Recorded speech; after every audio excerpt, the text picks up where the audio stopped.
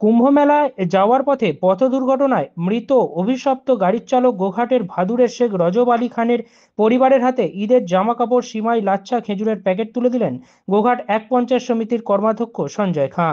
এতে আবেগে আপ্লুত মৃত শেখ রজব আলী খানের পরিবারের সদস্যরা। কর্মাধ্যক্ষ সঞ্জয় খাঁ জানান, বহু সহৃদয় ব্যক্তি আছেন এই অসহায় পরিবারের পাশে, সহায়তার হাত বাড়িয়ে দিলে পরিবারটি বেঁচে যাবে। এ বিষয়ে তিনি ঠিক কি বললেন শোনাবো।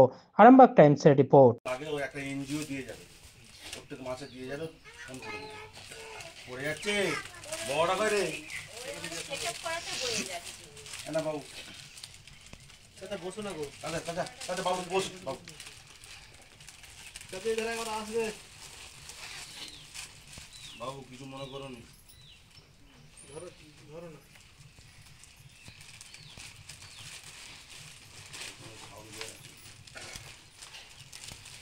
না বাবু,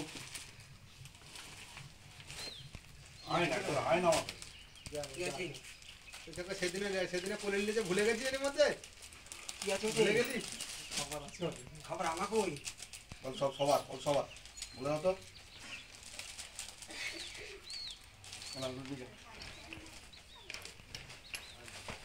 তোমাদের এমনি বার্ধক্য ভাতা যেমন ঢুকে না তো, এপ্রিল মাস থেকে ঢুকবে তোমাদের দুজনের বার্ধক্য ভাতা, আর তোমার ওই লক্ষ্মী ভান্ডারের সঙ্গে আর ওই বিধবা ভাতা 1000 টাকা, মোট 3 জনের 3000 টাকা এক্সট্রা ঢুকবে মিটার দিয়ে ঢুকবে। এবং চলো আমি কথা বলেছি, দেখুন আর আজকে একটা বাড়ির ভিডিও করে পাঠাতে বলেছি।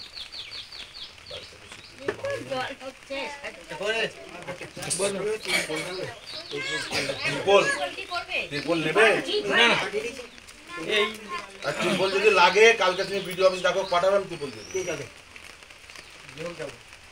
যে হোক যাবে, যেয়ে নেবে, আমাদের ছেলেরা যে হোক যেয়ে নেবে, তোমার চিন্তা করতে হবে। আর আজকে বলছিল, হ্যাঁ আজকে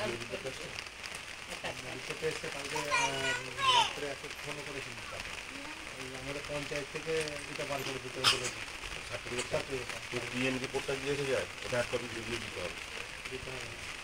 ডিএমকে পাঠালে ওই ডিএমের যে 2 লাখ টাকার চেকটা ওটা রেডি করতে হবে। শুধু ওই রিপোর্টটার জন্য আজকে পাঠালে হবে না, ডিএম রিপোর্টটা দিতে হবে।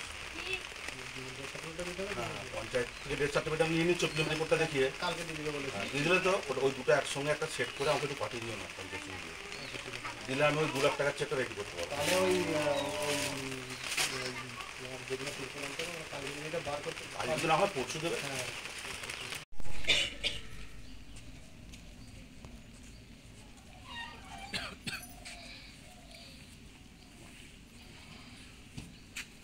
এইটা শুনুন, এইটা শুনুন।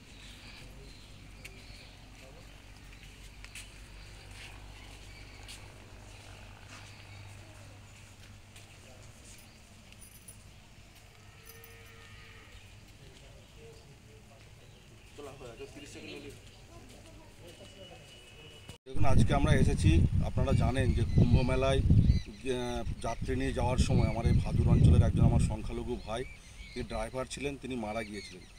সামনে ঈদ আসছে, খুশির ঈদ, আমাদের বাড়ির প্রত্যেকটা বাড়িতেই আমাদের ছেলেমেয়েরাও খুশির ঈদে আনন্দ উৎসব পালন করবে।